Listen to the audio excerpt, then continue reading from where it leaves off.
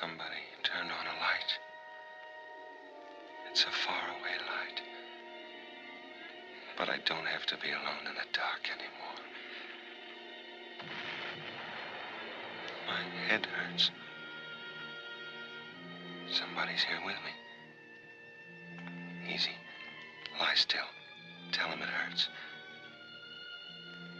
Why can't I talk? Doc, look at me. Look at me hard. See it in my eyes. I need somebody. It hurts me. Help me. He came to a little while ago. Seems to be in a lot of pain. He'd be letting you know it, too, if his jaw weren't bandaged so tightly. Let's control the pain. Quarter grain MS every 4 hours, more often if necessary. Yes, sir. What's happened to me? What am I doing here? When I don't even know where I am. You gonna be all right, Doc? Taylor? Every chance in the world. It was a pretty tough job, though. He must have been right on top of that grenade when it blew. He was. How's he gonna be, Doc? In time, as good as ever. That's good enough. Nothing but clean sheets from here on in, Taylor. You're gonna be okay now. Taylor? Who's Taylor? So he's okay now, so what? What about me? What about me? I don't know my name. You. Talk to me. Act like I was alive, not just somebody with eyes and no name. Think of a name. Taylor.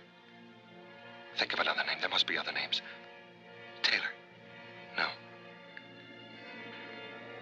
Taylor. No. Taylor. Taylor. Taylor. Taylor.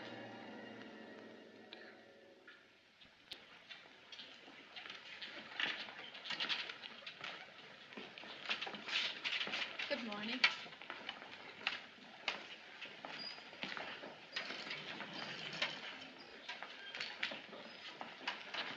Good morning. It is one, too. One of Honolulu's finest summer mornings. Why not take a look at it? Come on, try. See that tree? There's one just like it outside my window back home. I'll bet there's one you remember, too. The doctor said that you're to sit up for a while today. Your jaw is knitting beautifully. The wires will come out in a day or two. When you get tired, rap on the nightstand. It won't be long before you'll be able to call for me. I'll bet that'll be a relief. I'll call, all right. I'll yell. I want to know why they call me George Taylor. Who's George Taylor and who am I? For all I know, that's the first tree I ever saw. Still, that's what it is. That's what I call it. They call me Taylor. So for all I know, I am Taylor. I gotta take time. Work on it. Time to think. Hard. Now I'm tired. Where's the nurse? The nightstand. Rap on it. What's that? A wallet. Must be my wallet. Yeah. There I am again. That's me, all right. Good old George Taylor. How have you been, George?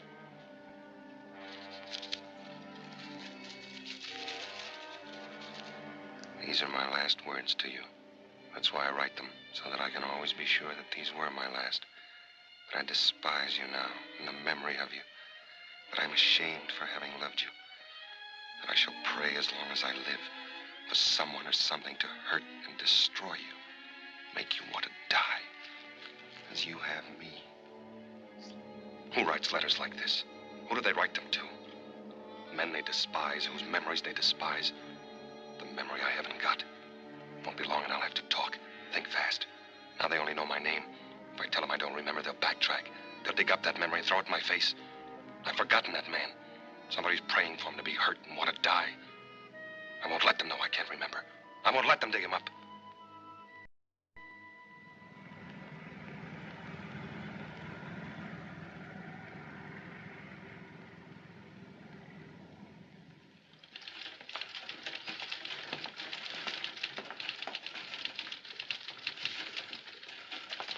Taylor George W.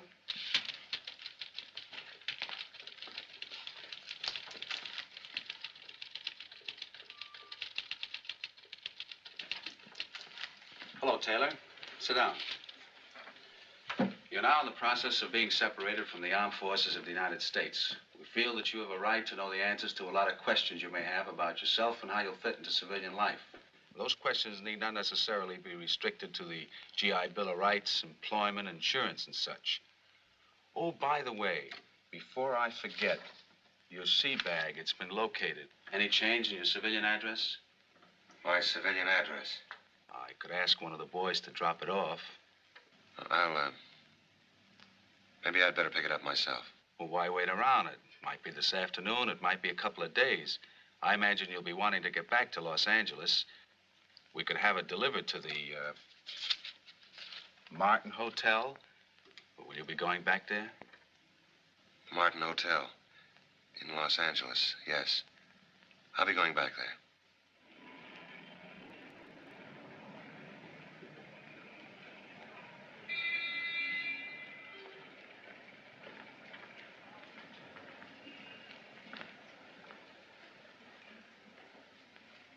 Can you give me some information? That depends. A man named George Taylor lived here 3 years ago. It must have been in January. Did he give an address he had before he came here? Or did he leave a forwarding address? We're not supposed to. It's kind of important. Yeah?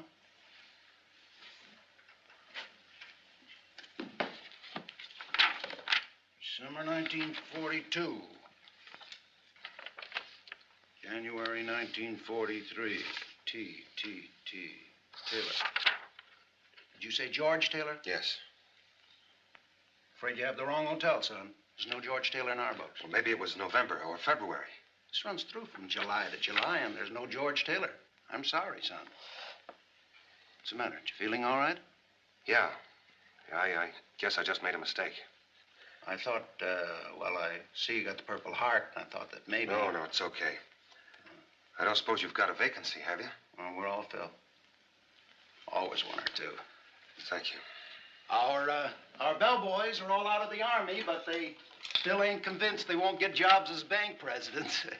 It's 618 straight ahead as you get off the elevator. Thank you. And I'm sorry about not finding your friend.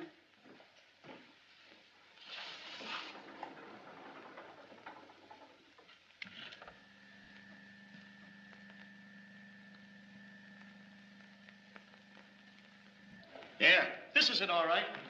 That'll be 1360 storage charges. 3 years and 7 months it's been laying here. Another 5 months and it's been sold for the charges.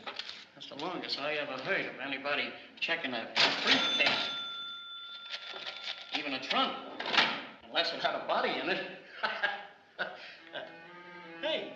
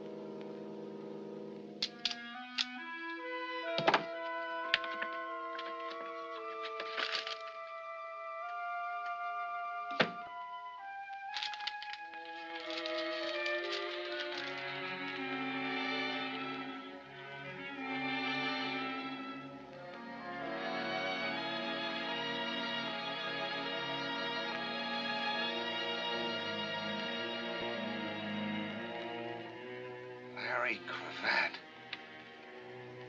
Your pal, Larry Cravat.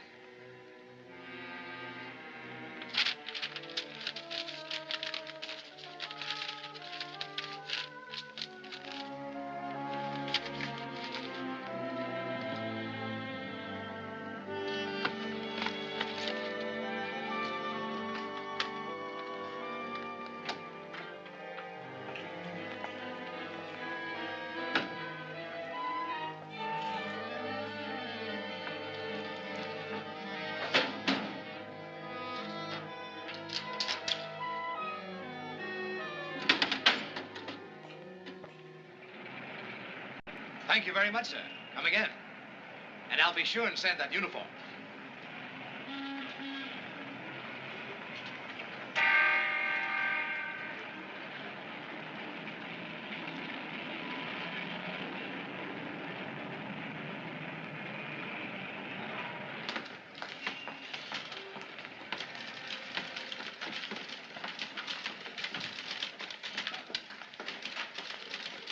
I'm George Taylor.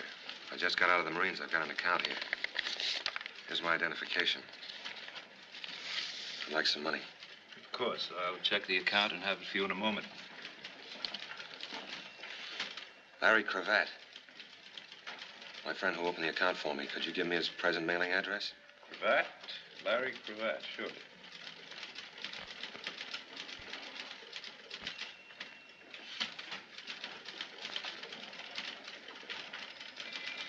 If you will pardon me a minute, Mr. Taylor. Anything the matter?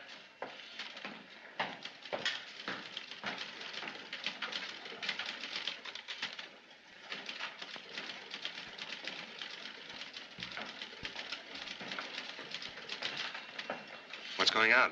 Isn't the account all right? It's perfectly all right, Mr. Taylor. Well, if you need any more identification, I have my discharge If you paper. just wait a minute. Wait? For what? If you don't mind, there's some questions we'd like to ask you. Questions? I don't get it. It'll just take a minute, Mr. Taylor. It'll have to be some other time.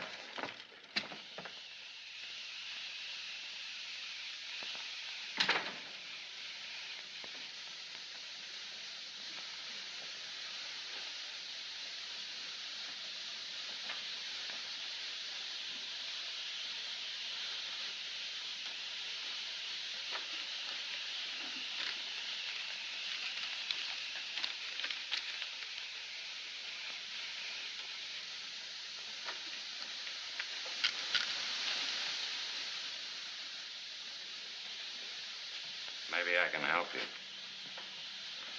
I was looking for Cravat. Larry Cravat. What made you think he was hiding in the desk? Well, I got a letter from Cravat on your stationery. Lots of people use our paper. Nobody here by such a name. Well, the letter was written 3 years ago. Maybe you worked here then. I was working here then. I don't know no Larry Cravat. Well, maybe he used to come in a lot. Maybe somebody else here knows him. Nobody else is here but me. Well, he might come in again. When you tell him to get in touch with me, it's very important. George Taylor at the Martin Hotel. George Taylor, the Martin Hotel. Thanks. Hey, maybe you ought to try around the corner. What's around the corner? Cafe called the Cellar because it's in a cellar. Lots of guys get loaded there and then come over here to sweat it out. Maybe you ought to ask there about your pal. What time's it open? How do I know? When it gets dark. Thanks, I'll try it.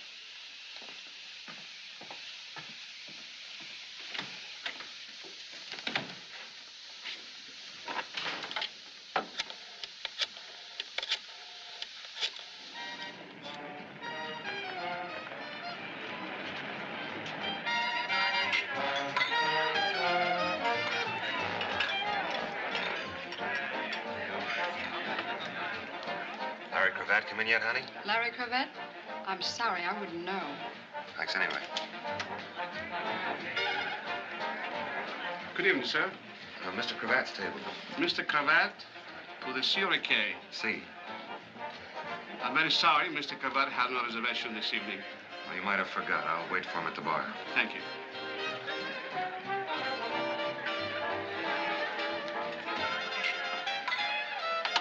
Thank you, Mr. Mitchell. Mr. Mitchell, anybody special? He's a customer. You must know a lot of customers. You must know a lot of names. Enough. What do you have? You name it. Been around here a long time? Ever since they took the bars off the door. A friend of mine used to come in a lot. Maybe you know him. Larry Cravat? I used to know a Larry Cashman, but that ain't Cravat. Well, maybe you could ask around. Maybe some of the other boys would know him. Could be. I'll ask around, Mr. Taylor. George Taylor. I'll ask around, Mr. Taylor.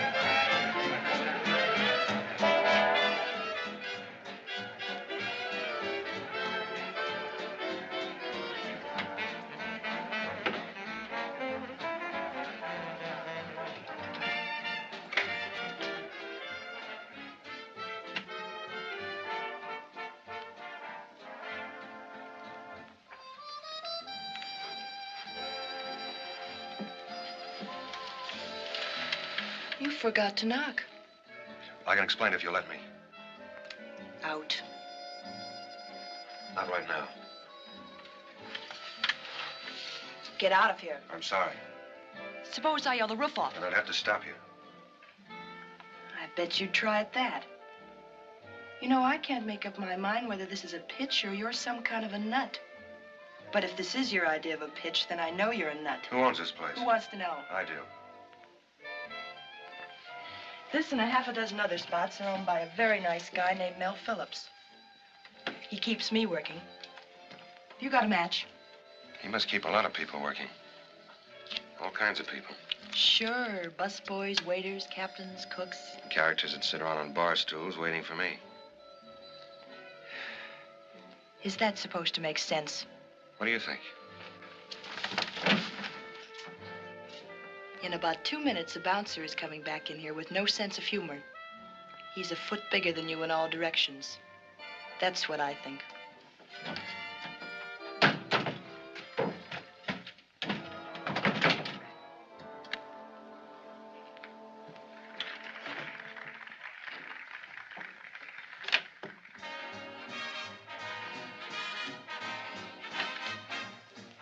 Christy, darling, by the time you get this, I'll be Mrs. Larry Cravat.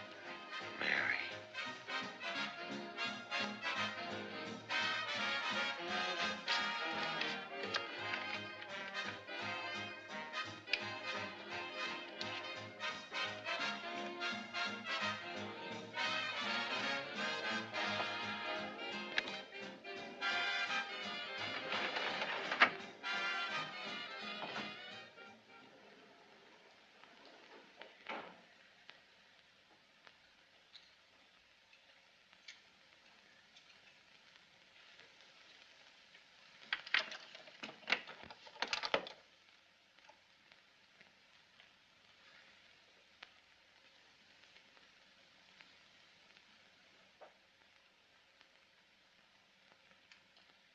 Thank you. How terribly gauche of me. Not at all. Do you happen to know when Larry will be back? Larry who? Thompson. Larry Thompson. He's my uncle. He lives just down the hall. Sorry, I don't. I couldn't be more fâché. After all, a lady shouldn't have to wait at all for a gentleman, even her uncle. Much less in a public hallway with no place to sit down.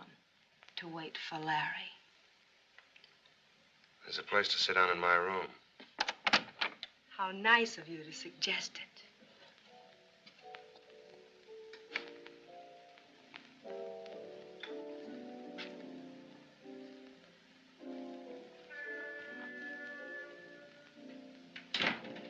This is rather exciting, unconventional to say the least.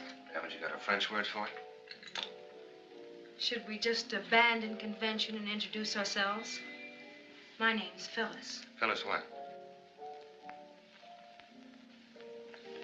Oh, I imagine it's one of those things. Rich, high-class family wouldn't want it known their daughter waited around crummy hotel halls, is that it? Well, that's putting it a little crudely.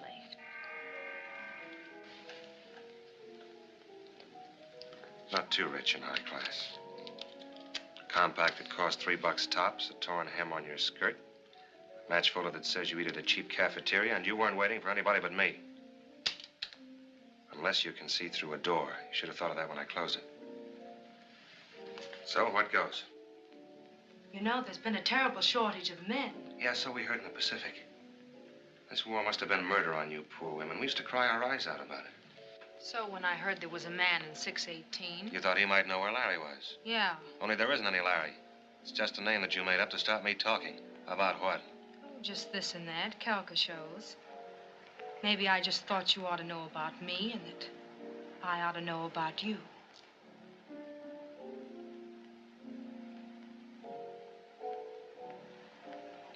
Did you have fun? I've had more fun drinking a bromo seltzer.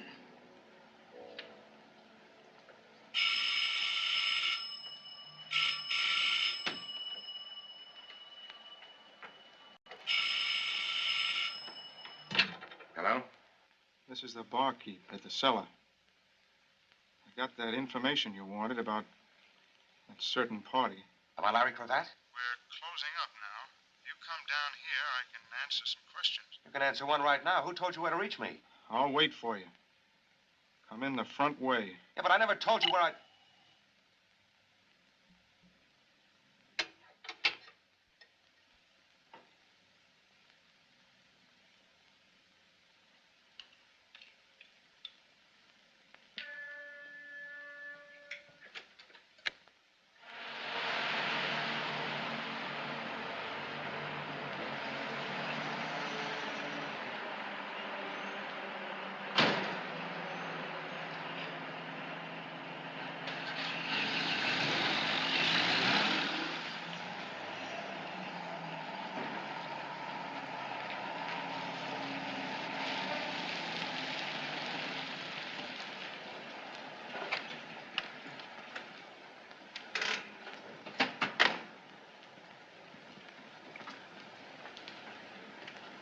Taylor.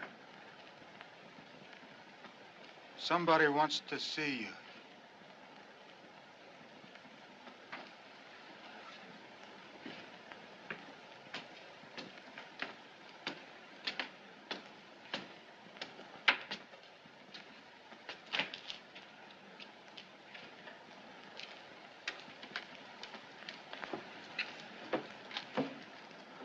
How do you do, Mr. Taylor?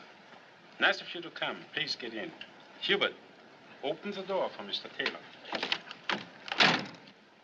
I didn't come here to meet you. True, but I came here to meet you. Professor Einstein, to the contrary. There is just so much time, and every moment gone is a moment gone. Please, step in. Why? Get in the car. The bartender was paid to call you, to arrange this rendezvous. He has long since gone home to his wife, his bed, and his racing form. You and I have much to talk about. What, for instance? Are you being stupid, Mr. Taylor, or stubborn? What, for instance? I can't believe you're stupid. Larry Cravat, then, for instance. What about Larry Cravat? That was going to be my question to you. You tell me. Come. Sit beside me and we tell each other. I'll listen from here. Not stupid, but stubborn.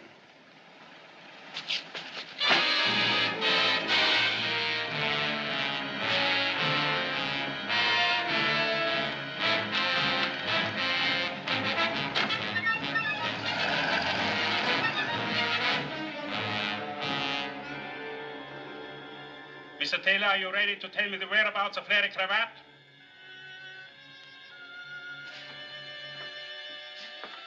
Then will you tell me why you want to know? I'm just looking for him. He's my friend. Larry Cravat has no friends. And you have to stop looking for him. Mr. Taylor, do you understand? You have to stop looking for him. Take him out of here. Dump him someplace. Where, boss? There was an address in his pocket.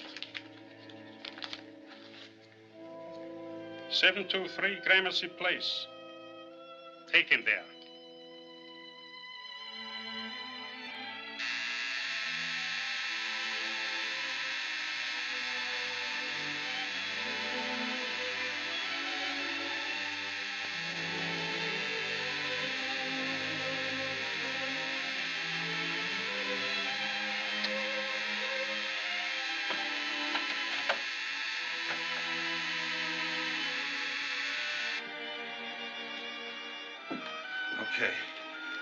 Okay, I quit.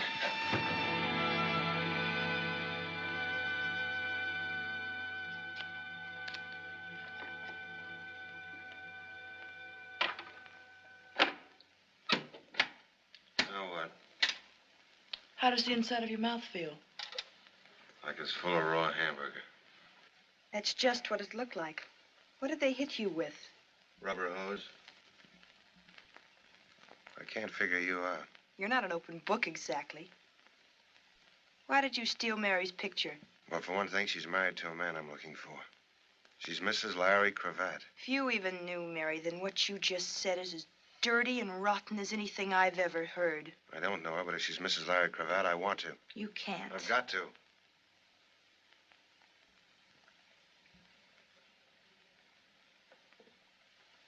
Mary was my closest friend. She was my partner. I went home one Christmas and she wrote to me. In one letter, she met Larry Cravat. In the next, she was in love with him. The third had that picture in it. I received one more letter from her after that. She waited 3 hours at the city hall, but he never showed up. When I came back, she was dead. An accident. She didn't look where she was going when she crossed the street. She couldn't see. She had her heart in her eyes.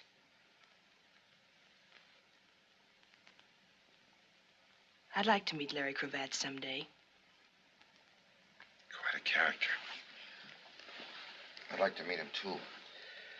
So the boys in the back room, they didn't believe I didn't know where he was. Why do you want to meet him? I think I'll go now. How far do you think you'll get? The nearest foxhole, maybe. I'll be watching my hotel. All sorts of people. What's your name? Taylor. George Taylor. It's all over town. I may run for dog catcher. Look, I've got to talk to somebody. I'll go crazy if I don't talk to somebody. I'm somebody. I think you are. What do you know about amnesia? Not much. Something that happens to you. You forget who you are or where you belong. Isn't that it? Every now and then you read about it in the newspaper. A guy named John Doe was picked up in a fog. Never happens to anybody you know. It happened to me. Yeah, for all I know, I might have been born 6 months ago. It's a joke because 6 months ago I woke up in a hospital. It's where babies are born, in a hospital. Only this was different. It was in the South Pacific and it wasn't a maternity ward. My jaw was wired. I couldn't talk. I couldn't ask who I was. I nearly went nuts. Then I found my wallet. There was a letter in it.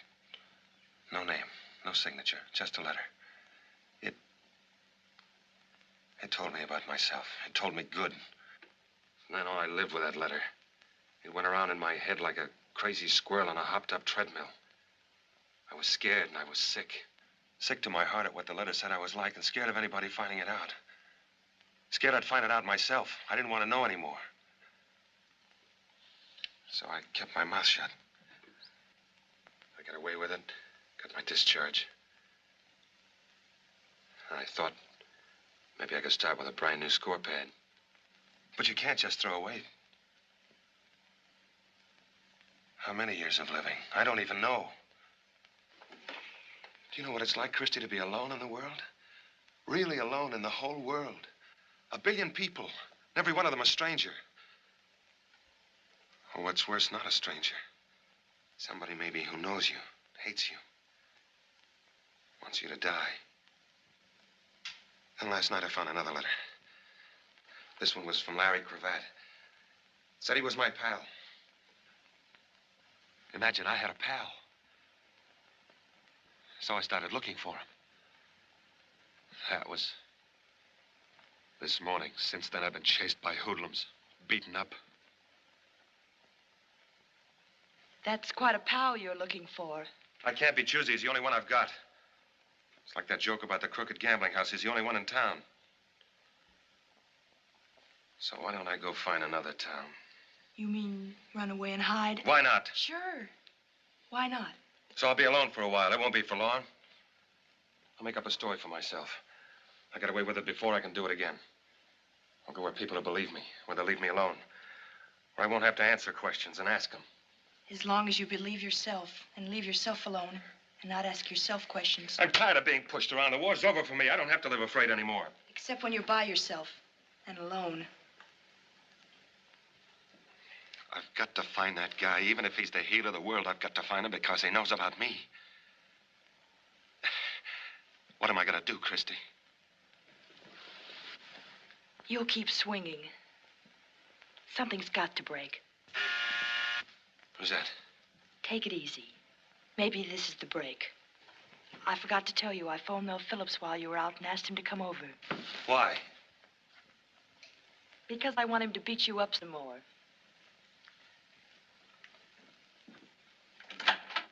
Hi, Mel. Hello, Chris. What's the trouble? It's in there.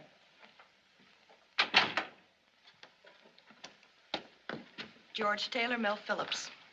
This is the character I phoned you about. The one that keeps falling through doors with me on the other side. Hello, Taylor. Hello. Some hot coffee, Mel? Thanks, Chris. No sugar. I know. I understand your trouble started at one of my places, the cellar. Do you want to tell me what happened? It's all right. You may have heard I don't like that sort of thing. I've kept the hoodlums out of my clubs, and they're going to stay out. I'd appreciate you telling me what happened. It's all right. Forget it. I called Mel before you told me about things. Thank you, Chris. If you make up your mind to stay around, I'm sure he can help you. All right, Taylor, will you help me? There's a reason I was so late getting here, Chris. The police called just after you did. One of my bartenders was found in a vacant lot. They figure he was dumped out of a car. Which bartender? John. Is he the one I talked to? I asked him if he knew a man I was looking for. After that, he set me up with the two characters that chased me into Christie's room. And who was the man you were looking for? His name is Larry Cravat. It's beginning to bore me. Larry Cravat. It's funny, I think I know it, but I can't place it. What does he do? I don't know. Whatever he does, he seems to keep pretty busy. Why are you looking for him? I just want to find him. Private reasons? They're good enough. Well, anyway, there are two of us looking for him now.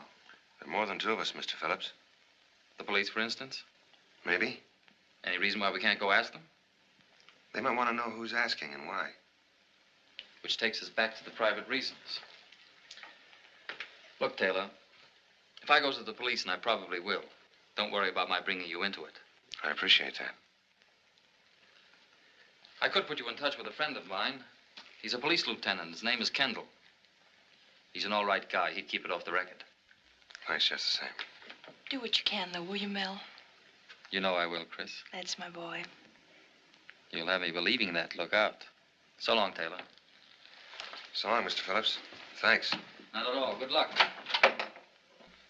Good night, Chris.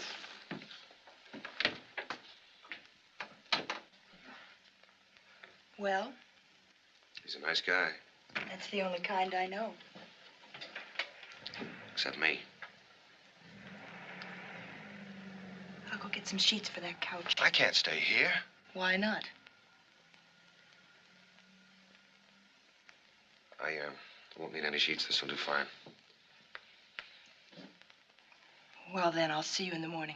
Don't forget to look under your bed. Lock your door. I'll do that.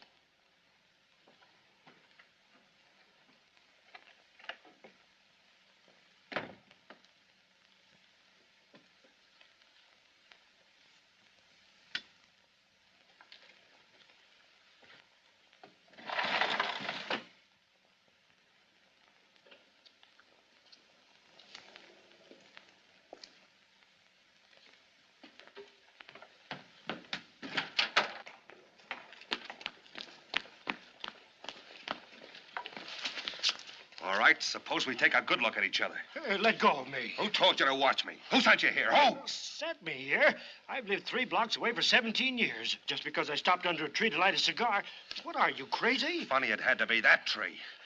And it's pretty late to be taking a walk. What's so funny about that tree? Suppose I work nights, and when I come home, what business is it of yours anyway? Why don't we call a cop and let him ask the questions? Sure, let go of me or I'll call a cop.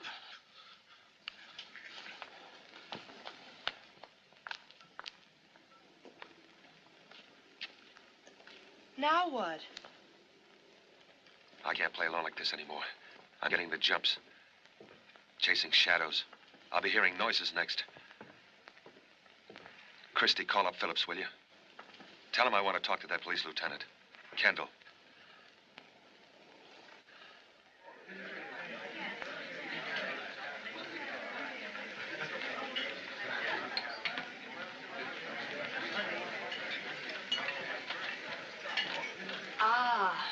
In case you don't know it, George, this is why you fought the war. The 4 freedoms and fried shrimps for Christie. That was a battle cry at Iwo Jima. Thank you. Here he comes. Hello, Mel. Hiya, Don. I'm sorry I'm late. Looked for a while like I wouldn't get away at all. Come on, sit down, sit down. Yeah, we're a little short-handed over at the office. Big post-war boom in homicide. We went ahead and ordered. What did you have? Oh, I never eat lunch. No, it keeps me sleepy all afternoon. You've seen Christie around the cellar? Yeah, sure. How are you? And this is the friend I called you about, Tom Carter. Tom, meet Lieutenant Kendall. Hello, Lieutenant. Hiya, Carter. Hey, that stuff will kill you. Say, I know what's strange about you. You've got your hat off. It's hard for me to believe you're a detective. You're kidding, but I get that in the level all the time. It's almost impossible to make a pinch without your hat on. They just won't believe you. Well, it's the movies, I guess. If they'd only make pictures where detectives would take their hats off indoors just like anybody else. I was wondering, Don, whether you could give Tom here some information. Tom Carter, wouldn't it? What about? Would you know anything about a fellow named Larry Cravat? Quite a bit. Would you? Not a thing. A pal of mine in the service asked me to look him up about a personal matter. This pal of yours in the service, I suppose he was killed before he could tell you very much about Cravat. That's right. Oh, that's too bad. Do you know where he can be reached? Well, if we did, lady, maybe we'd reach for him. No, he dropped out of sight quite a while ago. We did a lot of looking, but since it was impossible to believe that he was any smarter than us, we decided he'd been bumped off. Now, if you'd have asked me that 2 days ago, I'd have guaranteed that. What happened since 2 days ago to change it? Yesterday, an ex-soldier named George Taylor showed up at a bank with a letter from Cravat. That's why I asked you whether your pal was dead. He acted like he didn't want any part of the place. Hadn't been back to his hotel room since. It's interesting, you know. You said if you knew where Cravat was, you might reach for him. Is it all right to tell us why? Oh, sure, it's no secret. When Cravat faded out, $2 million faded with him. It was all over town at the time. Didn't you know about him, Mel? I never knew anybody that could even count that high. That pal of yours, the one who got killed, he didn't have a couple of $1 million stashed away someplace, did he? Sure, lots of us did. We save it out of our 60 a month. I'm not impressed. I make that much in tips on Monday night. But may I ask one tiny question? Who was Larry Cravat? Well, to begin with, he was a private eye. He came out... Pardon me. It sounded like you said I. A private eye is a private detective. Oh. Yeah. He came out here maybe 5 years ago from the East. He got a license, painted his name on the window, and put his feet on the desk. Then for about 2 years, he investigated husbands that played golf when it rained and wives that didn't come back from the public library till midnight. But he paid his rent on time. And then somebody dropped 2 million clams right in his lap. Coffee? Please. Don? Oh, I never touch it. It keeps me awake. You better have some. You're going to be pretty sleepy this afternoon. That was some drop, $2 million. How's a thing like that happen? Well, it's a long story. Don't ask for details, but here's most of it. It started over in Germany when one of the Nazi hotshots saw the handwriting on the wall. He sent the $2 million over here. And then before he could come over after it, he got knocked off by one of the fellow members of the lodge. And here was this big chunk of dough floating around loose in this country like a paradise at a fireman's ball. It moved east to west. Each time it moved, it left a stiff behind it with his fingers stretched out. The boys play rough for that kind of lettuce, you understand. Somehow, it got to Los Angeles. Somehow, Cravat got mixed up with it. I don't know much more than that. Except that when Cravat blew, so did the jackpot. Sounds like one of those to-be-continued next issue stories. Yeah. Well, I got to get back. I shouldn't have come, but I did it instead of my lunch hour. You shouldn't go without eating like that. It's not good for you. Lieutenant? Yeah, something else? How does this other fellow tie in this, what's his Taylor. name? George Taylor. I don't know yet. Maybe not at all. Maybe he has as little to do with it as any of us. Well, I should think you'd have picked him up. You must have a description. Oh, those eyewitness descriptions. Right now, he could be anything from a jockey to a Siamese twin. Later on, you narrow him down. No, he'll probably come in by himself sometime. If not, we'll go out and pick him up. These fortunes, they kill me. This ain't bad. Well, I'll see you some more, huh? Bye. Bye. Bye, Don.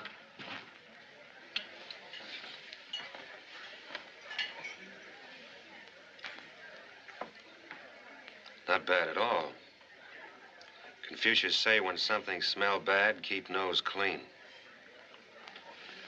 Boy, I certainly fooled him. I told you he was a smart cop. He was a hungry cop, I'll say that much. You know, anybody that dug up Cravat would be digging up a couple of million with him.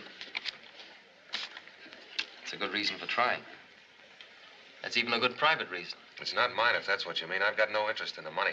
Well, I'm a businessman, and frankly, I'm interested right now. Maybe we can work something out. Where you wind up with Cravat, and I wind up with what I can get. Help yourself. And I wind up with a pair of nylons, I suppose. You name it, Chris, all or any part of what I've got. Speaking as kind of a partner now, I'd like to know a little more about what happened at my place last night. You might ask around about a character named Anselmo. Anselmo? Very polite man with a very wet face.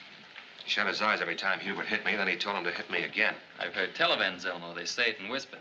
I'm sure he's just a misunderstood boy. Well, of all the nerve, a ticket. And I had lunch with a cop. Seems somebody left a note for you.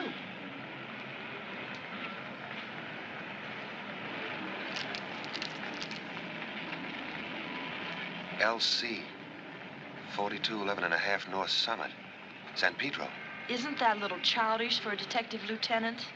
Leaving notes around like Easter eggs? What makes you so sure it was Kendall? Who else? Who else, Taylor? I've gotten beyond caring. LC is only one name in my book, and it means I've got someplace in particular to go this afternoon. Maybe I ought to go with you. Yes. No, no thanks. But I've got my own reasons now. They come after mine. Cravat and I gotta be alone when we meet. Is it all right if Phillips drops you at the hairdresser? Sure. Good. Things don't happen like this, you know. It's too easy, too pat. Practically an invitation. It might be smarter not to go alone. Probably would be. But you're going anyway. What would you want me to do? Will you call me? Will you promise to call me by 6 at the latest? I'll be at the cellar. Are you going to worry, Chris? This is my car you're driving with 4 new tires. They don't grow on trees, you know. Tough guy. Sure, I'll call you.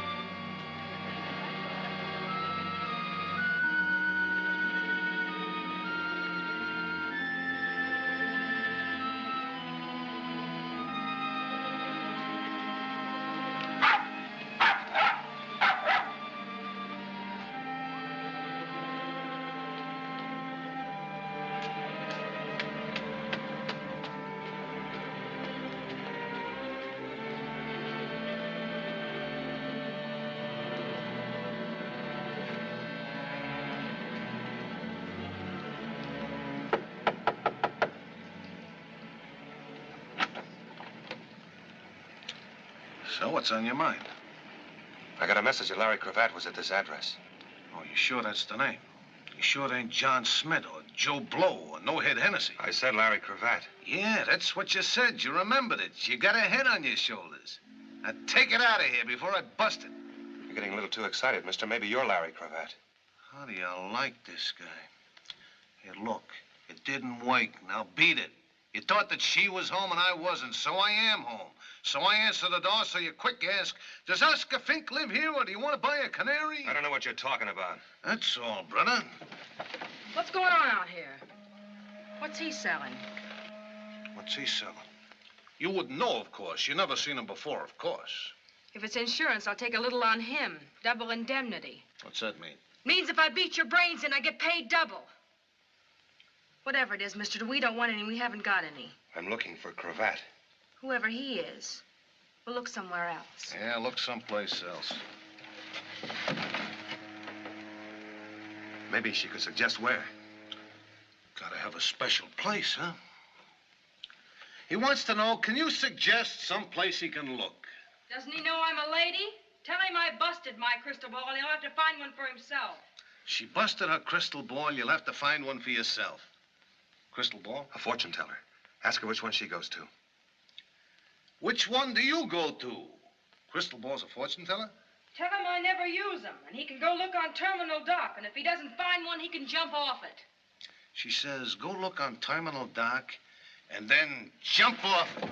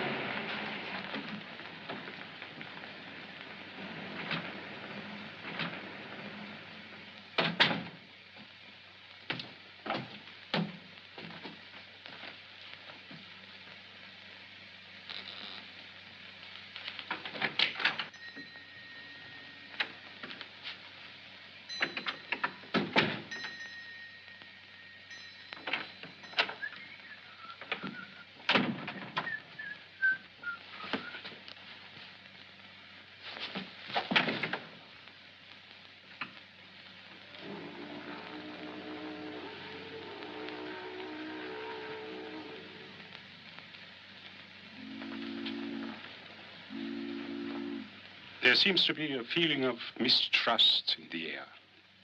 I wonder why. Have you come for revenge, Mr. Taylor? Do you perhaps have a revolver or some other lethal weapon with you? I turned all those in when I got this button, Anselmo. I'm as surprised as you are. If you are. I am, believe me. As for you, what would you do if I were to call Hubert? I'm not a hero, Anselmo. I'd run like a deer. Then you have my word. He will not molest you. A mere figure of speech, my word is worthless. What are you doing here? I was told to come. By whom? Phyllis. Phyllis? We were closely associated at one time. Professionally, of course. Dear, loyal, sentimental little Phyllis. Come sit here, Mr. Taylor. There is a vast difference in comfort between these chairs and those upon which our clients wait for a consultation. Besides, the lighting effect will set the proper mood of mystery and intrigue as we talk. What about the lighting effect in my eyes last night? What about the beating I took? I wish with all my heart that I could take it back. Another figure of speech. You haven't got a heart. True, but I've got a brain, and it was stupid of me. I apologize. Please, sit down. What do I get, my palm read or my horoscope? Let us use cards, Mr. Taylor. Let us place them face up on the table. In this case, an imitation crystal ball.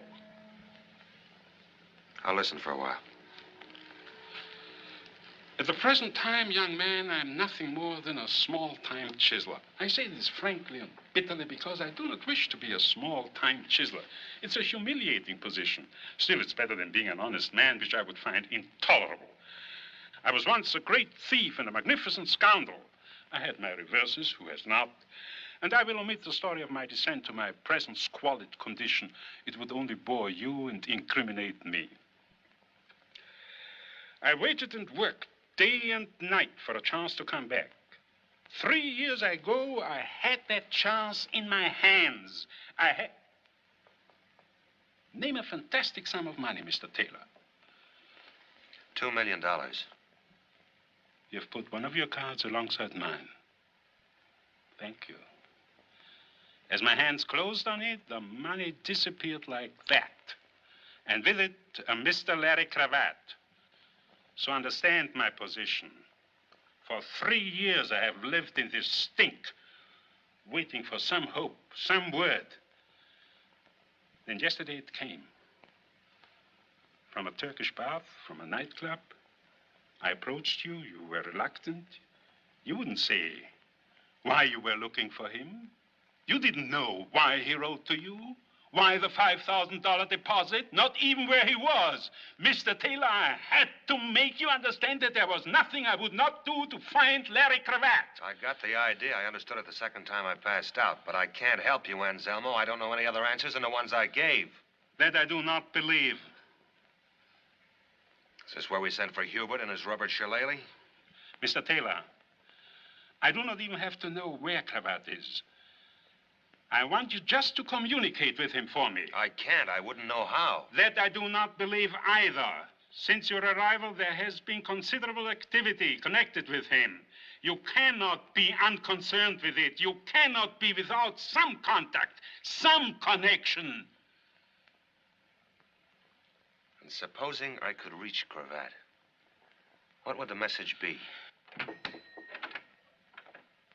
Phyllis, darling. You look like a couple of witches. What cooks?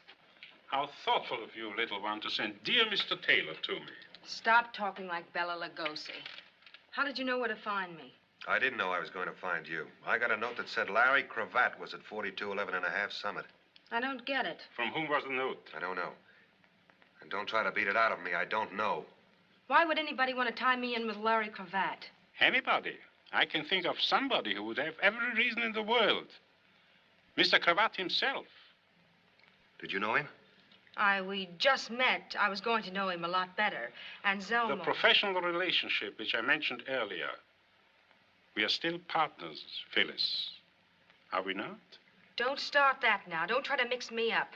Till you called me yesterday, Cravat was a name in an old phone book. You sent me after Taylor. All right, I went. After all, I'm smart, Anselmo. You think I'd bring him down to that dump if I were on my own? Do you think I'd send him to you? Sit down and listen. I was about to give Mr. Taylor a message for Larry Cravat.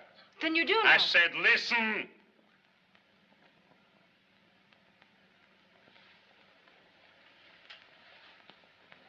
This is what I want you to tell him. That even $2 million is of no use to a man in the electric chair. Suppose he doesn't understand the message. He will. Suppose he says he doesn't. Suppose he wants to know where you fit in. A reasonable question which I will answer. Mr. Cravat is wanted by the police for a murder which occurred on Terminal Dock. This very dock, 3 years ago. The murdered man was a gentleman from the East, Mr. Steele, I believe. The police have evidence that Mr. Cravat and another man were on the dock that night.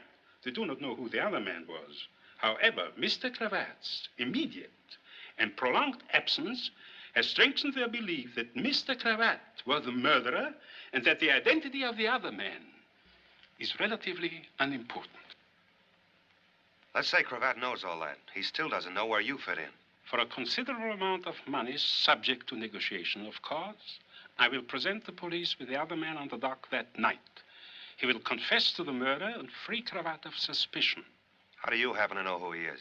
If he's reluctant to confess, the police will find a suicide and a signed confession, complete in every detail. That might be better in any case. What makes you think Cravat will go for a crummy deal like that? Because it's to his advantage. Because it's probably to your advantage as well. What do you mean by that? Mr. Cravat deposited $5,000 to your account. Why? He was not a charitable man. It is more likely that he was paying for services rendered. What were you being paid for? There is every likelihood that the unidentified gentleman on the dock that night was you, Mr. Taylor. I'm in the middle of nowhere. I'm in betwixt and between.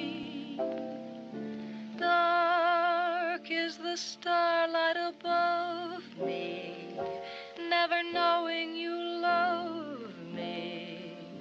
I go drifting from dream to dream. And so, if I wind up with no one, how can I help but be blue?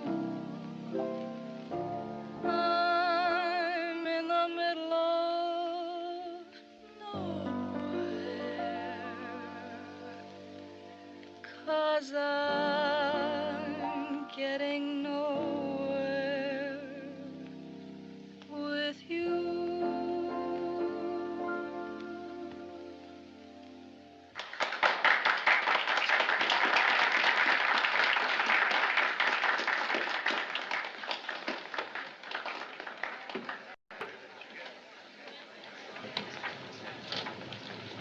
Sit down and play for the boss. Do you want to be sent, brought, or do you have something particular in mind? How about, where is my wandering boy tonight? Where indeed? Christy, who is George Taylor? Just a boy. A wandering boy. Kendall was in to see me about him this afternoon. So? He asked a lot of questions I couldn't answer. Kendall doesn't work out of the Missing Persons Bureau, you know. He's homicide. He steals fried shrimps. He wants the help, and so do I. You asked me to, remember? What kind of trouble is Taylor in? It won't make any difference to me. Maybe it will. Because maybe it's murder. He called me. It's a murder that happened 3 years ago. Cravat was mixed up in it, and George thinks maybe he was, too. Thinks, maybe? He's not sure. He's got no way of knowing. I don't understand that. Well, don't try, but believe me, he hasn't. I'll believe you. Where is he now? He phoned me a few minutes ago. He's been down at the harbor trying to find out all he could about it. There was a witness to the murder. A man who used to work on Terminal Dock. A man named Conroy. Conroy. Nobody's quite sure what happened to him. George found out where Conroy lived. He's gone to his house. Why? To get some answers to some questions. Makes sense to me. Not to me. Taylor doesn't make much sense to me.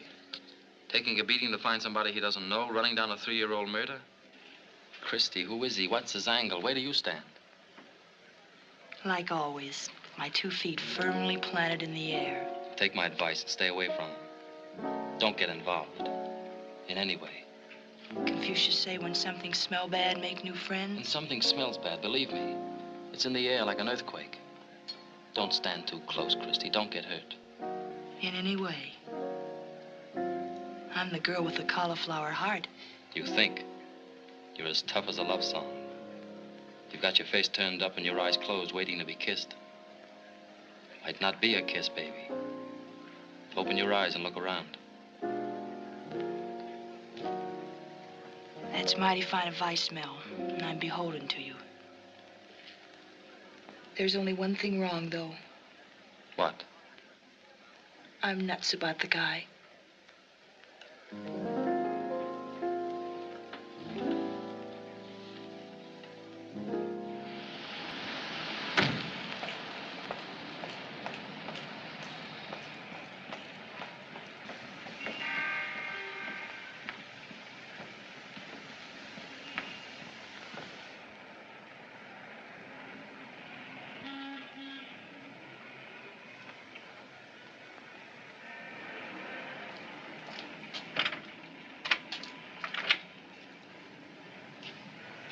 Good evening. I wonder if I could talk to Mr. Conroy. Come in.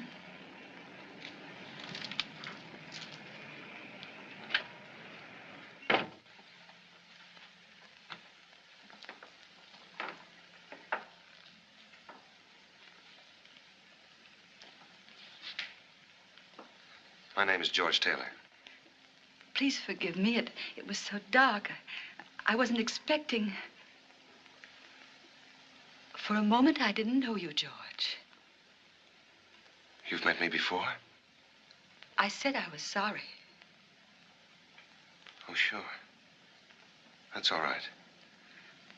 Well, won't you sit down? Could I get you something? No, thanks, really. What about Mr. Conroy? You're being very formal, I must say. Father's better, thank you. Better? At least the doctors keep telling me so. I haven't asked for some time. I went for so long, and they kept saying the same thing. There are signs of improvement. But it's been so long. How long? Ever since his accident. 3 years. His accident? 3 years ago. I keep forgetting. You haven't been here. It was on his way to work. So strange. Nobody saw it. They found him lying there. He'd been hit by an automobile. He didn't know. He couldn't remember. They've been trying to help him. He's been there ever since. Been where? Lambeth Sanatorium. Oh, it's very nice. They're very kind. I've often wished that I...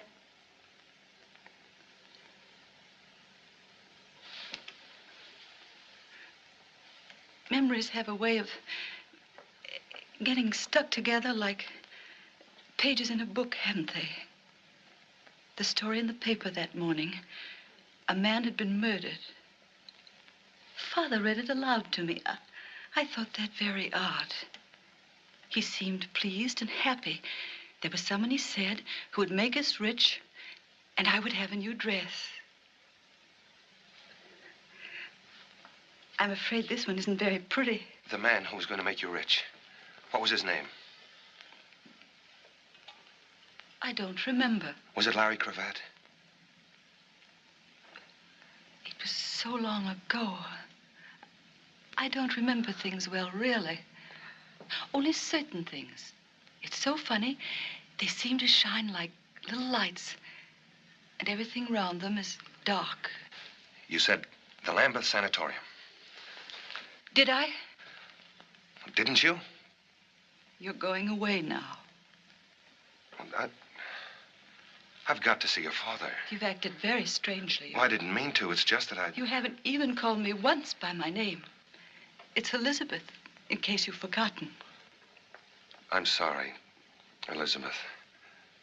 But it's been such a long time. Yes, it has. And things change, don't they? In time. But time doesn't change. It goes on and doesn't change. I know, because I've watched it. The nights, the days, the nights are always the same. Dawns are always gray, and the days can have different colors. But the nights are black, and they're all empty. No. Only people change. They grow old and ugly and pitiful. Don't stare at me like that. I'm no concern of yours. Really, I'm not. You don't know me. Don't worry. I never saw you before. I lied. I made believe.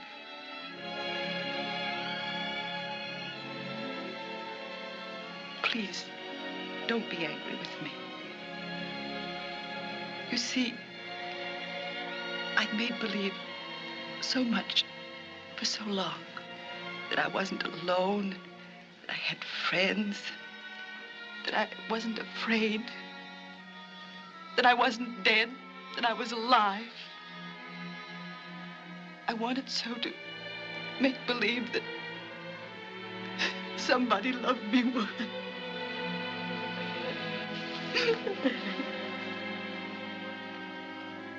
I know a little bit about being lonely.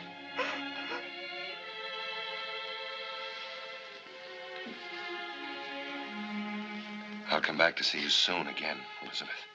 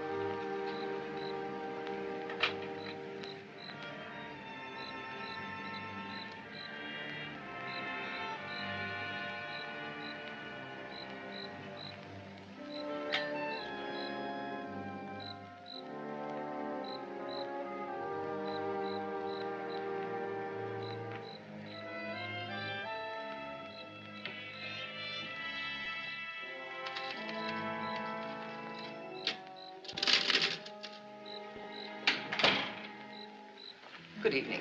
Good evening. I'd like to see Michael Conroy. Conroy? Oh, I'm afraid you can't see him. Why not? Well, for one thing, it's after visiting hours. Well, I'm his nephew. It's very important. We consider our rules important, too. For another thing, Mr. Conroy doesn't have visitors. Well, he wants to see me. I've been away in the service, the Marine Corps. He doesn't know that I'm back. It'll be good for him to see me. I'm sorry, but I'm not authorized to make exceptions. Then who is? Perhaps if you'd apply in writing. Well, I want to see him now. Who do I have to convince? I'll speak to Dr. Grant.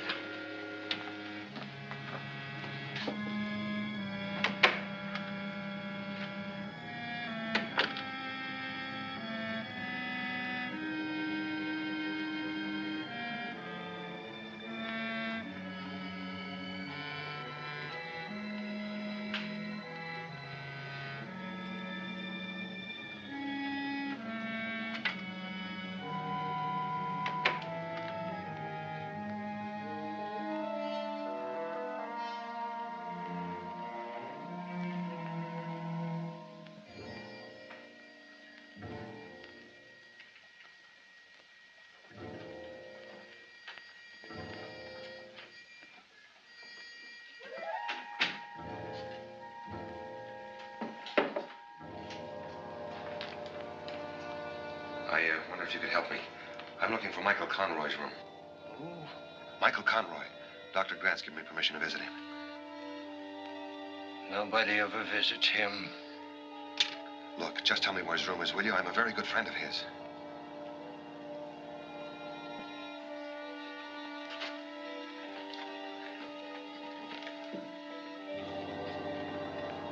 You're a friend of Michael Conroy? I'm more than that. It's 214. 214. How dare you wondered about the corridors of this sanatorium by yourself? The door was open. I was just curious. That's not true, Doctor. The door was closed. Tom, see that this man leaves here at once. What about Conroy? Why can't I see him? Because his condition does not warrant. Why not? What is his condition? I'm his nephew and I have a right to know. You are not his nephew. And if you know Michael Conroy at all, you must also know that for the past 3 years he has been insane.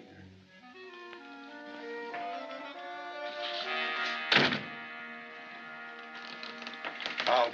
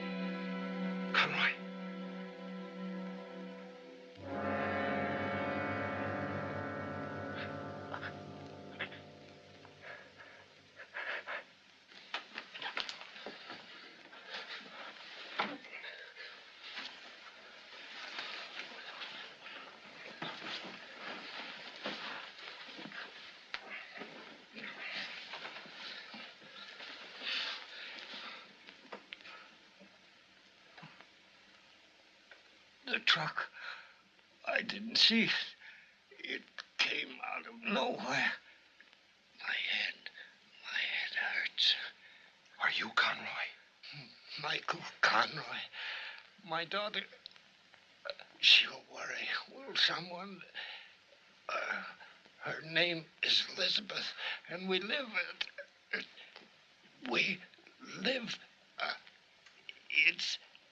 it's on my draft registration card. Your draft registration? Imagine an old duffer like me. Still, you can't tell. The war's very young yet. Sure. Sure, it's only 1942, isn't it? Back. Now, my back's beginning to hurt. Conroy, the other night, a couple of nights ago maybe, a man was murdered on the dock. You saw it. Yes, I saw it. Do you remember who did it? Was it Larry Cravat? I heard the shot, and then another shot, and I was afraid, and I hid. There was some running, and then there was quiet. Just a man lying there, and he was dead. And there was a suitcase. He dropped it.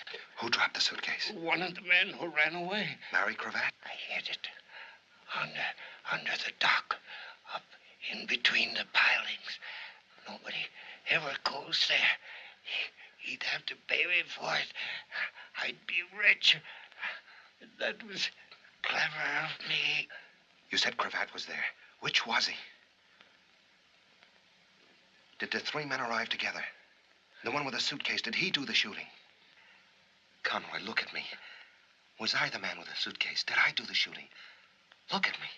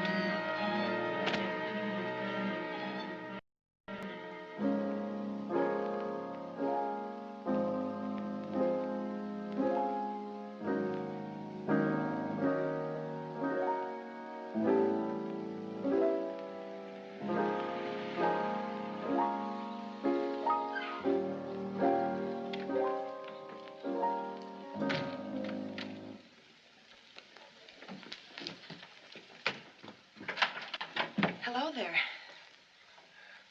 Can I talk to you for a minute? Well, it is a little late, but come in.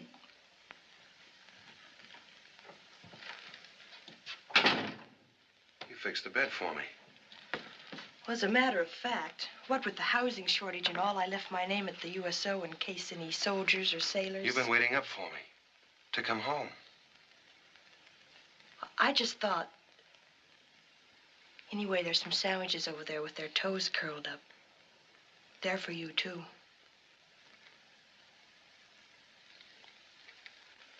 I guess I missed my dinner. Well, what are you waiting for? Nothing, I guess. I can't wait anymore. I don't understand that. It's no good, Chris. I've got to get out of here. Now, this minute? Now, this minute. I found Conroy. He'd been stabbed. He died in my arms. I had to fight my way out. Why? Why'd you stay and tell the truth? With a dead man in my arms? What was the truth, wasn't it? Why run away? Because that's all I can think of to do, because I live running away. But was Conroy able to talk? Did he say anything before? Yeah, everything I wanted to hear, all about a suitcase he hid under Terminal Dock. Well, what about Larry Cravat? Could have been a couple of other fellas.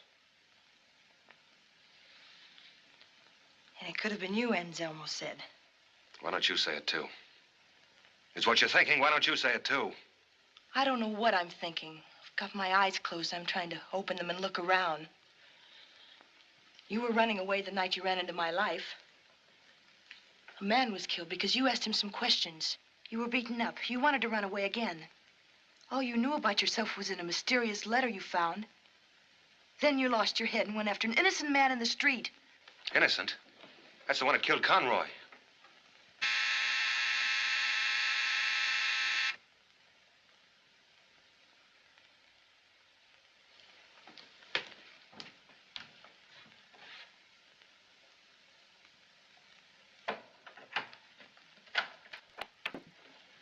Hello. Hello. I've come for George Taylor. You must be a little mixed up. This is my house, and I'm not George Taylor. You haven't even got the right sex. Nobody can say you haven't. Thanks. You know, it's a little late at night for playing games. I'm kind of dopey when I get waked up. I guess I'm getting old. I don't see how you do it. Still dressed, even your shoes, the light's still on. What do you say we don't try to mix each other up? Here's Taylor here. They're both in the kitchen, he and Adolf Hitler. You'll get promoted for this, Lieutenant. Yeah, that's a good one. I guess I was a little stupid about that, Taylor. I figured he was getting pushed around, didn't know who by. That's why I left that note in your car. I thought that he'd take one good look at Phyllis and get off the merry-go-round. I'll tell him if I see him. No, don't. It'd just make him feel bad. See, it looks like he killed a man tonight, a man named Conroy.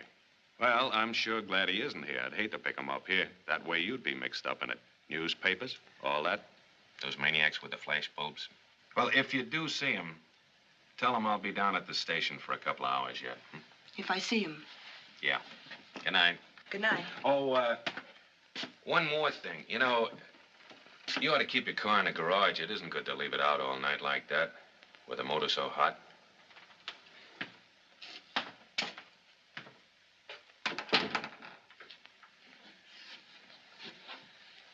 I was coming out when he stopped me by talking about you. He knew it.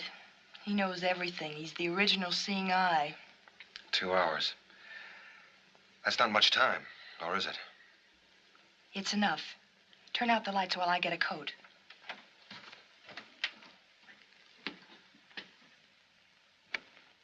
Where are we going?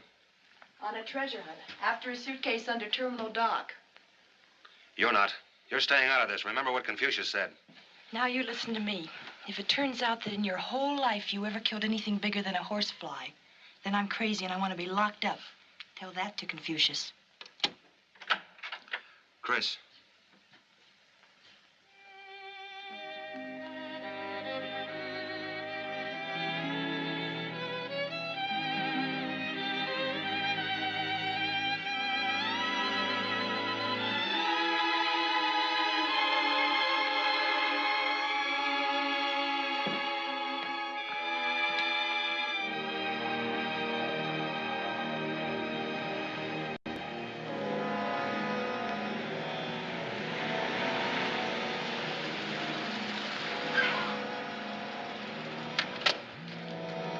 Chris, this looks a little bit rugged.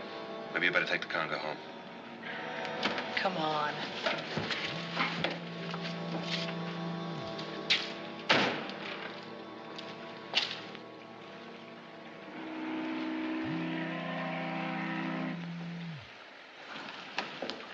Must be a ladder along here somewhere. This is where the boats tie up. There's one.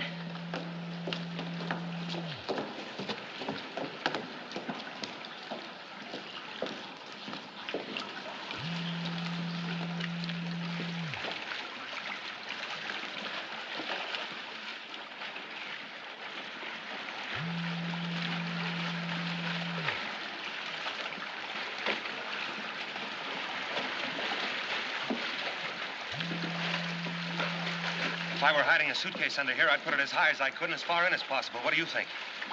I think we should stay very close together.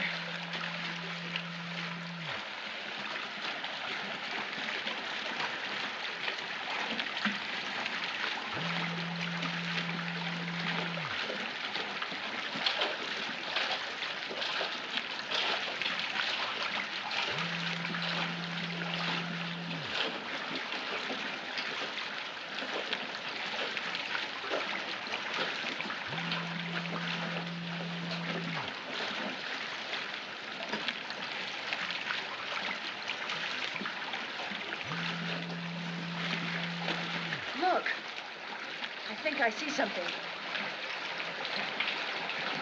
I'll go see.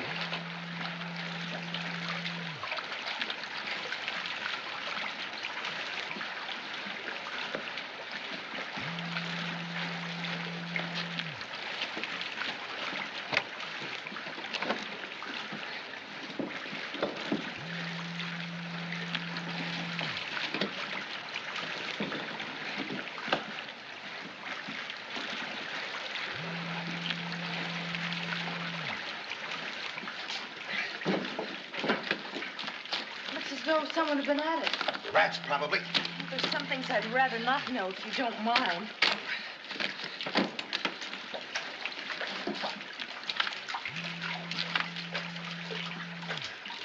$1,000 bills. The 2 million. They've come a long way. Heil Hitler.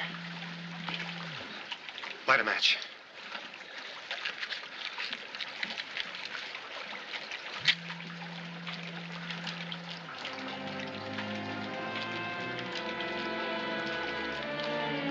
Light another one, quick.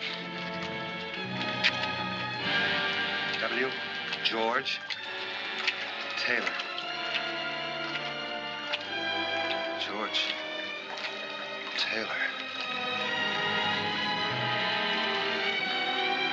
George Taylor. Meet Larry Cravat. Larry Cravat. George Taylor. I won't bother trying it on. I don't need a memory to figure this one out. A murder, a couple of quick changes, clothes and name, and then the hideout.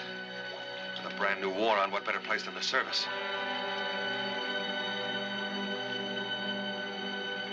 This doesn't prove anything, you know.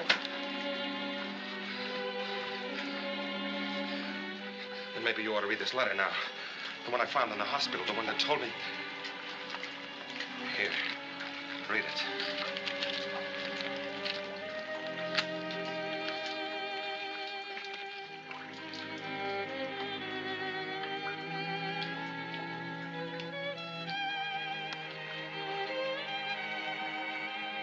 Your friend Mary.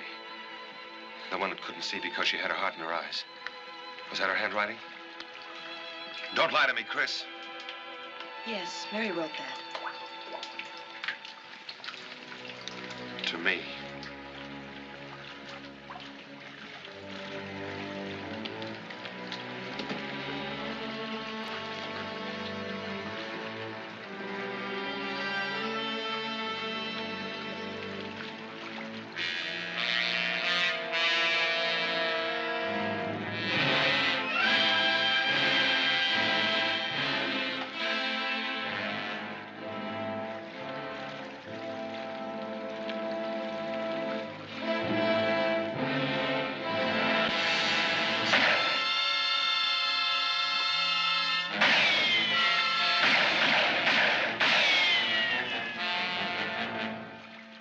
Wait a minute.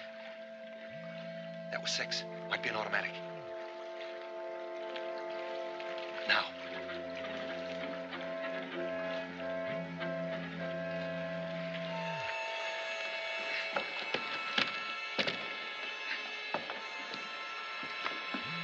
Don't hold on to me. That way we're one target. Come on.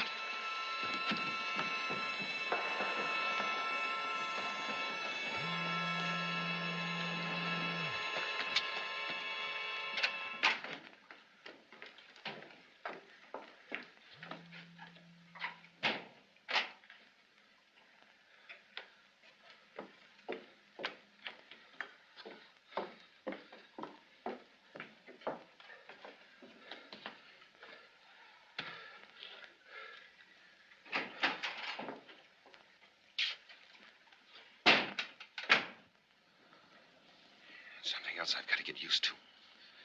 Jumping out of my skin every time a door opens. Try to remember. Try to remember, George. Larry. I've got a tailor named George. I can remember that much. Darling, look. Don't call me that either. That's something else I remember, too. Even if it didn't happen to me, but to a guy named Taylor. That's who you are. That guy. I'm Larry Cravat. And I killed a man on that dock 3 years ago. I don't know who he was, but I killed him and I dropped the suitcase and ran away. But supposing the other man killed him, supposing you just ran away. The other man? The one you thought you might have been. Who is he? I haven't got time to start that all over again.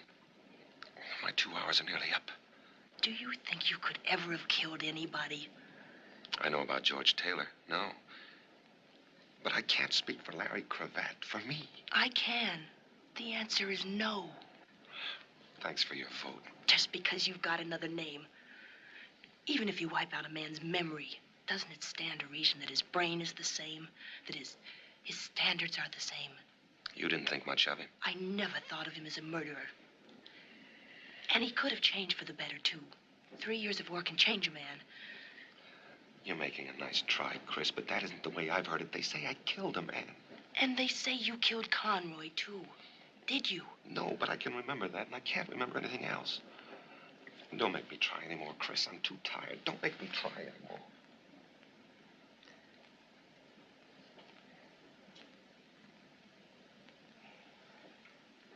I'll get you a cup of coffee.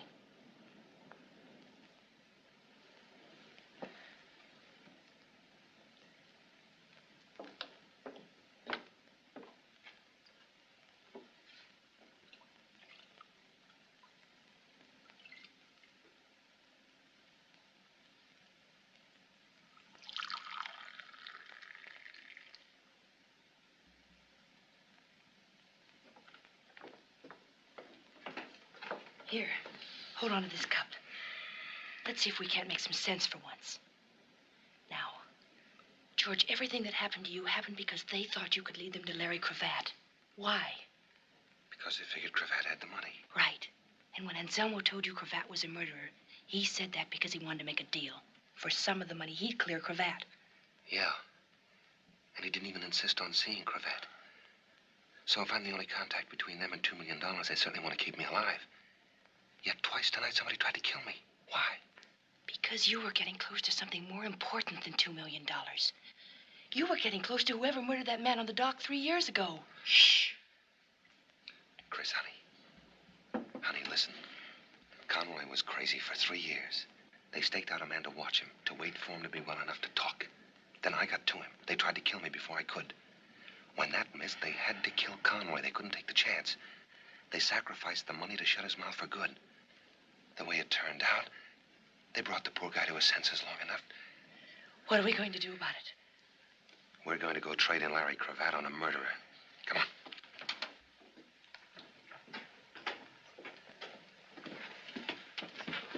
Going so soon?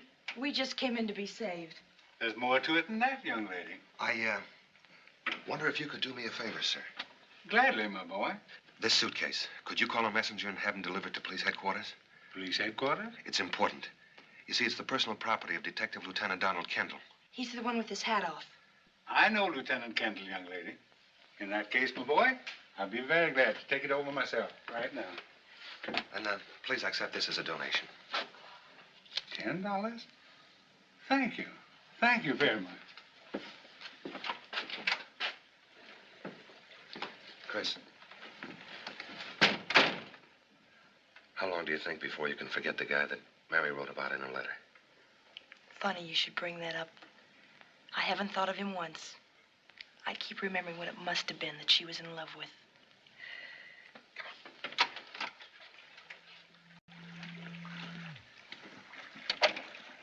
Where are we going?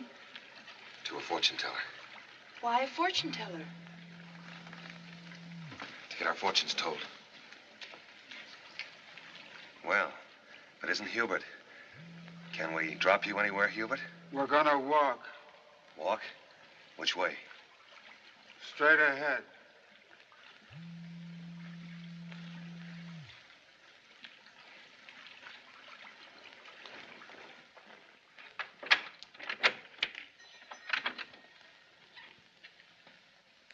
Come in.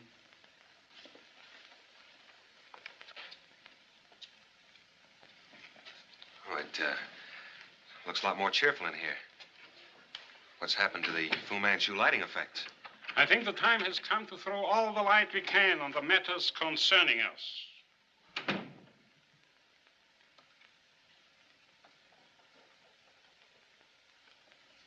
And who is the character with the hair? This is a Miss Smith. I get it.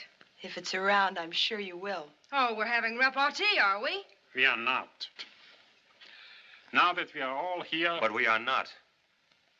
Aren't you confused, Mr. Taylor? Not anymore. Sit down, Chris. The reason for this informal gathering was the news on the radio tonight that you are wanted for murder. That's not news. You might say the police have a priority on you. It is therefore necessary that we conclude our business at once. Mr. Taylor, where is Larry Cravat? Shouldn't that be Mr. Cravat? Where is George Taylor? What do you mean? You wanted to see Cravat, all right? You're looking at him. You're crazy. Remember, I had my face pushed around at Okinawa. The docs patched me up. Well, Phyllis? I don't know. It could be. I don't know for sure. After all, I only met him once. I'm Larry Cravat. You can take my word for it. I do. Then he knows where it is. Don't let him waste no more time, boss. He'll talk. Well, what do you know? Hubert said 3 whole sentences. Hubert! Open up. I know they're here and I want in. Open up.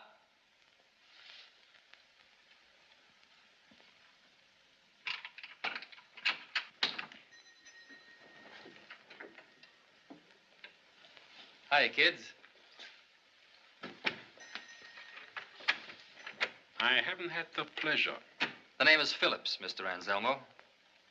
And your name is Phyllis. I've heard about you, too. She's a well-known society girl.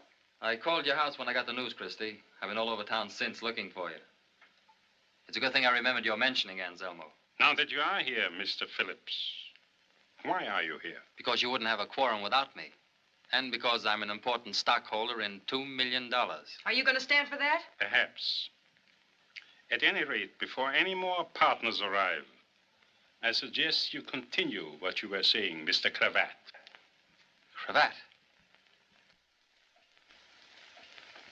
Bring him up to date, Chris. Secrets. I'll take the proposition you offered me, Anselmo, with one slight change. And that is? I don't want a fall guy. One of you, or one of your hired help, killed Steele on that dock 3 years ago. I want the one that did it. Do you maintain that you yourself were not the one? I know it. Well, in that case, I cannot tell you how sorry I am, Phyllis. Sorry, for what? I did my best during all this time. I saw to it that the finger of suspicion never touched you. What are you driving at? Everyone knows that you were with Cravat the night before the murder. But where were you on the night of the murder? With you. I was with you. With me? Phyllis, you shouldn't. You're among friends. Hubert was with me all that night. Was she here too, Hubert? No, boss. What is this, some kind of a gag? You're smart. You can tell a cheap frame. This is a laugh. Then laugh this off. That you were seen on the dock the next morning. That you were nervous and upset. That you threw something into the harbor, something that glinted in the sun. People will swear it was a gun, Phyllis. Well, here's one you could swear to. You and that big tub of lard. Baby don't get framed by your kind. Your kind come a dime a dozen. That accent don't score with me, and I'm not paying your bills. Look it up in one of your books, Anselmo. There's a dead bartender the cops want to know about. Hold it. Get over there. You too. I want the money too, but not that bad. My car's right in front of the door. Get in it.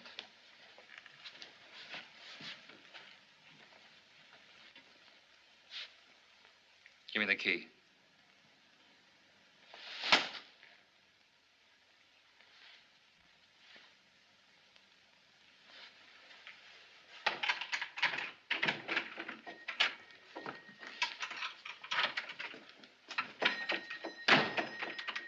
No, gentlemen, no. There's no time for that. I doubt whether there's even time enough to get out of town. Phyllis, darling. The jig is up.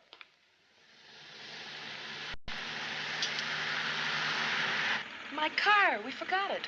We'll get it later. We're practically at the cellar now. I'll open it up and we'll have a drink. I could use one. No, I wouldn't say no. Be careful. Don't trip over any of the customers they forgot to clean out. It's a long time since I've worked behind the bar. You gotta promise not to tell the union. I'm 12 years behind on my dues. Sit down.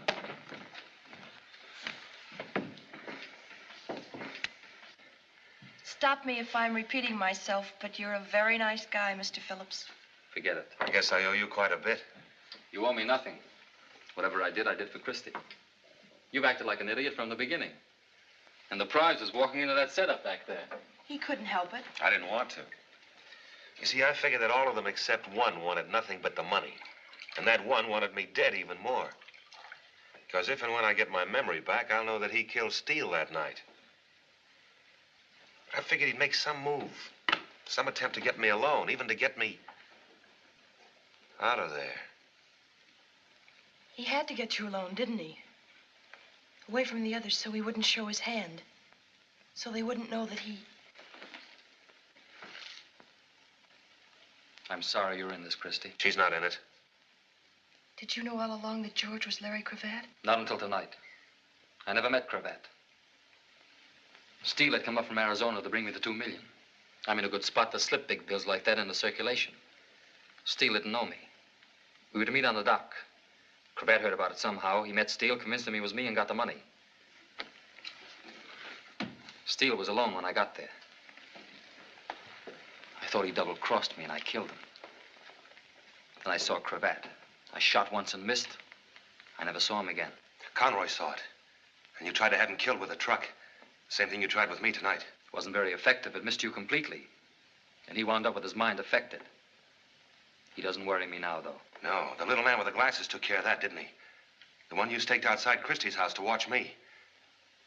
Did you send him after us tonight under the dock? I didn't know you were under the dock. His orders were to get you wherever and whenever. I thought about you a lot, Cravat. For 3 years, about you and the money you stole from me. You're going to be a poor man now, Cravat. A dead man's a poor man. I got you into this. Stop it. Little Miss know the right people. I couldn't leave you alone. I had to call in that good, kind character. I never did anything to you, Christie. You're doing all right now. Why didn't you stay out of it? I told you to. I warned you. The answer still goes. I know you're nuts about the guy. But it's too late now. She's got no part of this, and you know it. It's too late. But maybe it isn't. I'm sorry. You don't know why we were under the dock. Do you want me to tell it? Or Christie, maybe you'd rather believe her. Is it that important? I thought it was. Finding out whether the $2 million I hid there 3 years ago was still there. Was it? Every brand new $1,000 bill. I thought you got away with it. And you thought a lot of it must be gone. Not a cent, Phillips. It's all there. $2 million. Nobody in the world will know you've got it except Christie. That's the deal. Christie for $2 million. No sale. Well, what can she do to a smart operator like you? Go to the police? It's her word against yours. I'll be gone. They think I did it anyway. Conroy, too. All she can do is repeat herself, and pretty soon nobody's listening. It's no use, and I won't have it. $2 million, Phillips. $2 million. Where is it? I'll take you near it. Then Christie goes free, and I'll take you to it. This can't be a phony. I'm in no position to work one. I couldn't have planted it. I didn't know this was going to happen. Where do we have to go? Back near the dock. Okay.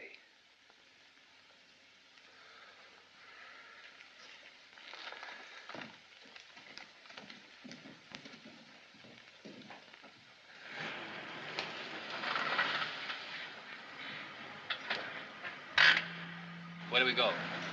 Couple of doors down. Leave the motor running.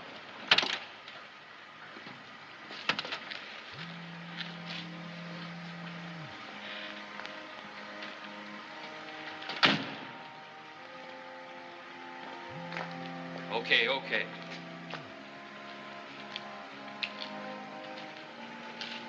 Back in the car. But the money's inside. Do as you're told. What about Christie? She goes too. You won't get the money. Yes, I will. I know where it is now. I'll come back for it later. Get in the car, both of you.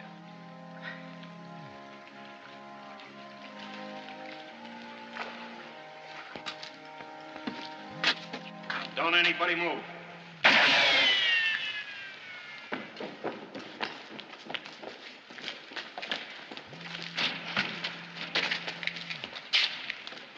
What's it look like, Mac? He's still with us. Hey, keep these people back in there. Better get an ambulance. Right.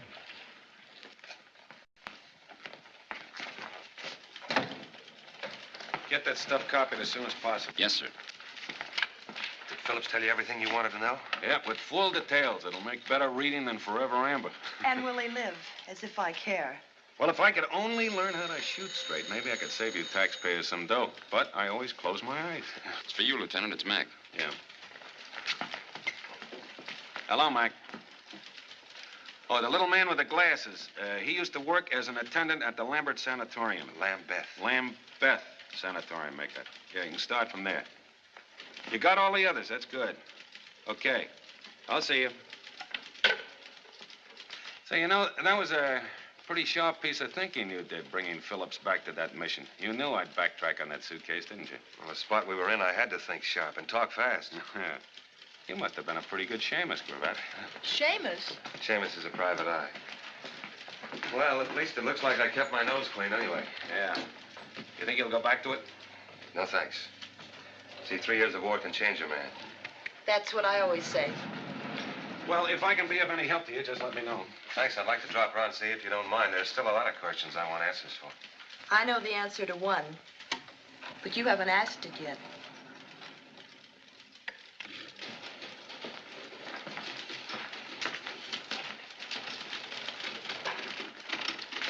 You know, Moskowitz, have you ever wondered why a detective keeps his hat on all the time? Can't say that I ever thought about it, Lieutenant. I found out why tonight. You see, if you have to shoot a man, you don't want to be holding a hat in your hand. Seems that the movies are right.